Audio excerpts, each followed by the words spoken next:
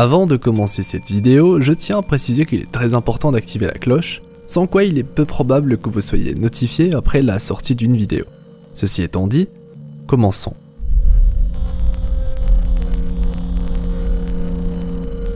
Bon, je l'avoue, le personnage de Captain Marvel ne m'a jamais spécialement attiré, même après la diffusion du premier trailer du film, eh bien c'était sympa mais sans plus, ce qui explique pourquoi aucune vidéo là concernant n'était sortie sur la chaîne jusqu'à maintenant. Mais du coup, qu'est-ce qui s'est passé et pourquoi je décide de vous en parler aujourd'hui? La réponse est plutôt simple, le deuxième trailer de Captain Marvel est disponible et il est à mon sens bien plus réussi que le premier et surtout, il nous permet enfin de visualiser et de comprendre pourquoi Captain Marvel est qualifiée comme la plus puissante des Avengers puisqu'en réalité, elle est une super Saiyan. Oh, c'est génial!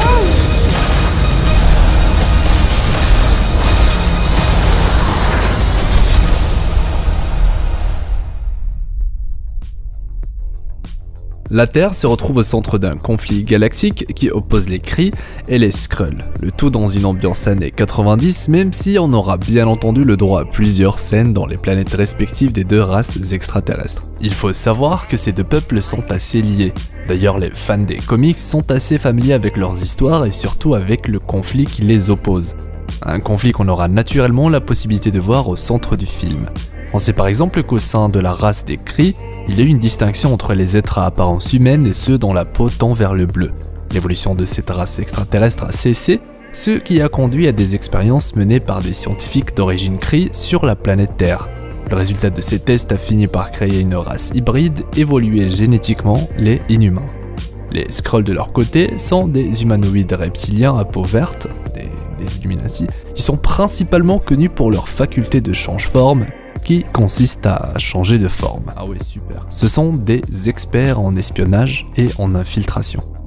Si le MCU décide de traiter le background des Kree et des Skrulls différemment des comics, certaines similitudes sont tout de même présentes. Ce qui est à la fois important et intéressant à noter, c'est que le film va tenter de retracer l'histoire de Carol Danvers, connue surtout sous le nom de Captain Marvel, un personnage dont la quête devrait consister d'une part à mettre un terme à cette guerre d'envergure galactique, et d'autre part il sera également question de quête d'identité, à travers certains flashbacks ou autres souvenirs refoulés. Captain Marvel semble avoir perdu la mémoire et c'est à travers le personnage de Nick Fury qu'elle devrait avoir un début de réponse. Elle est persuadée d'appartenir à une race extraterrestre de nobles héros, alors qu'en réalité il est fort possible qu'elle ait été elle-même manipulée depuis tout ce temps.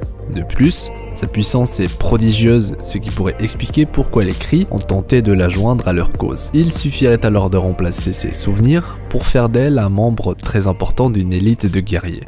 Une chose est sûre, les pouvoirs de Captain Marvel semblent largement dépasser ce dont un Kree est capable de faire.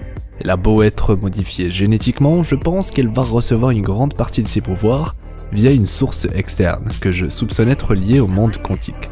Ce qui finalement serait logique sachant que Captain Marvel est censé être de la partie pour Avengers 4. Film dans lequel on aura bien entendu l'occasion d'en savoir bien davantage concernant cette dite énergie quantique. Rappelons tout de même qu'on a déjà eu affaire à un autre personnage dont les pouvoirs proviennent également de celle-ci. Du coup, l'hypothèse est très intéressante et n'est clairement pas à exclure.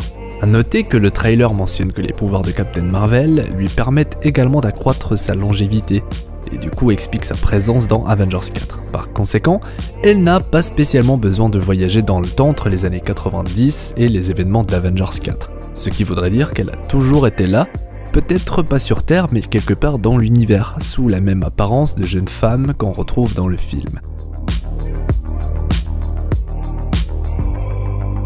Si l'on ne connaît pas spécialement la relation entre Carol et Nick Fury pour l'instant, et comme on est dans les années 90, il est fort probable que Fury ne soit pas encore à la tête du SHIELD, et donc qu'il n'a pas la même influence que dans les autres films du MCU. Toutefois, les deux personnages semblent entretenir une relation de confiance, puisque Captain Marvel, comme le démontre ce deuxième trailer, lui parle des Kree et des Skrulls ou même de sa propre histoire. Une relation teasée auparavant avec la scène post-générique d'Avengers 3 Infinity War. Du coup, avec l'aide de Nick Fury, Carol pourrait finalement découvrir la vérité sur son passé et surtout sur son identité de terrienne, ce qui explique les documents et les photos d'archives montrés durant le trailer. Après tout, Captain Marvel est censé être un allié de la Terre et du coup on est sûr que le film sera obligé de prendre cette direction. Le premier trailer de Captain Marvel nous invite à suivre quelques scènes impliquant son entraînement militaire. On pourrait alors imaginer que lors d'une mission des plus délicates, elle ait été confrontée à une sorte de menace d'ordre extraterrestre, d'où la scène de l'explosion de laquelle elle semble en sortir transformée. Et pour cause, les particules ainsi que la couleur de son sang agissant en éléments révélateurs concernant sa mutation génétique ainsi que l'acquisition de ses nouveaux pouvoirs.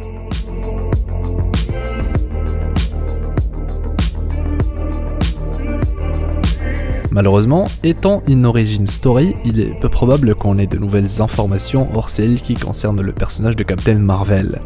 Du coup, concernant les théories, je ne pense pas que ce film puisse réellement apporter du nouveau, mais bon, attendons tout de même de visionner le film. On sait qu'après le snap de Thanos, Ant-Man est prisonnier du monde quantique et d'après les théories, voyager à travers l'un des vortex temporels de cette dimension serait peut-être le seul moyen pour lui d'en sortir, et je suis plutôt d'accord, du moins en partie.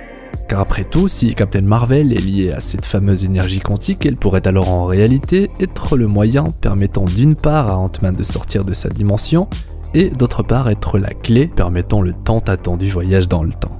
De plus, elle est un atout considérable dans la quête des Avengers puisque, à première vue, sa puissance semble conséquente et face au Titan fou, son personnage serait clairement le bienvenu. Il suffirait alors qu'il puisse débarrasser Thanos de quelques pierres d'infinité pour permettre à Captain Marvel ou encore Iron Man et Thor de faire face au Titan fou, cette fois à armes égales.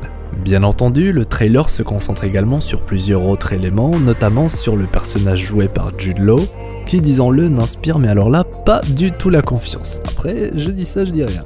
A noter qu'il porte la même tenue que Captain Marvel, ce qui ferait de lui un Kree et d'après moi, potentiellement un bad guy, voire qui sait, le grand méchant du film. Regardez comment je suis méchant. Ce dernier semble présent durant les événements qui ont mené Carol Danvers à acquérir ses pouvoirs, on pourrait alors supposer qu'il puisse agir en tant que mentor, voire même une sorte d'amant, avant de finalement montrer sa véritable nature et par conséquent de trahir cette dernière. Ah oui, et on fait aussi un coucou à Ronan l'accusateur parce qu'on l'aime bien, et parce qu'il fera partie du film d'après les quelques scènes du trailer. Que ce soit le visuel ou l'intrigue, je trouve que ce film Captain Marvel pourrait finalement se révéler bien plus intéressant que prévu. Une chose est sûre, même n'étant pas à la base spécialement fan du personnage, ce deuxième trailer met la barre très haute et disons-le, la hype est là. Surtout avec les rumeurs qui parlent d'un trailer d'Avengers 4 qui devrait lui aussi voir le jour très prochainement. Moi je vous avoue, ça fait plusieurs semaines déjà que j'attends le trailer et à chaque fois ils disent que ça va venir la semaine prochaine, mais ça ne vient pas. Du coup, faisons preuve de patience. Il serait même judicieux qu'une scène post-générique se déroulant durant les événements d'Infinity War ait lieu dans le film. Une scène dans laquelle Carol recevrait le fameux call de Nick Fury, faisant donc encore une fois le pont entre les deux films, entre les événements d'Avengers 3 et le personnage de Captain Marvel. En attendant une éventuelle bande-annonce d'Avengers 4, je vous invite à jeter un petit coup d'œil à mes autres vidéos. Ce ne sont pas les analyses sur le MCU ou les théories qui manquent. Si c'est votre première fois sur la chaîne, n'hésitez pas à rejoindre l'aventure. Après tout, plus nous serons nombreux, plus il sera facile pour nous de vaincre Thanos. On est bientôt plus de 60 000 explorateurs d'univers sur la chaîne et ça, c'est clairement la grande classe. Comme d'habitude, si vous avez apprécié cette vidéo, je vous invite à mettre un like avec le compte de l'infini, à partager cette vidéo avec vos amis via la dimension miroir, et surtout dites-moi dans les commentaires ce que vous en pensez de Captain Marvel et de ses pouvoirs. N'hésitez pas aussi à partager toutes vos analyses et théories aussi folles qu'elles soient avec l'ensemble de la communauté, je me ferai un plaisir de lire et répondre à la totalité de vos commentaires.